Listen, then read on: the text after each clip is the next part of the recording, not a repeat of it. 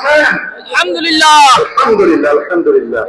কবি মতিউর রহমান মল্লিকের হাত ধরে যে সুস্থ সংস্কৃতি আন্দোলন শুরু হয়েছিল, সেই দীর্ঘ 46 বছরের পথ চলায় আজকের এই সময় এসে সোহরাওয়ার্দী উদ্যানে উন্মুক্ত সাংস্কৃতিক অনুষ্ঠান হচ্ছে।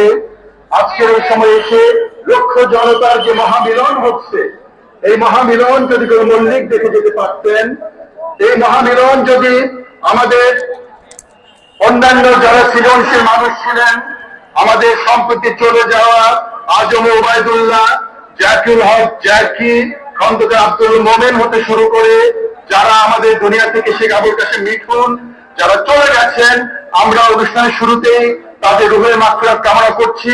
আল্লাহ তাদের জান্নাত দান করুন।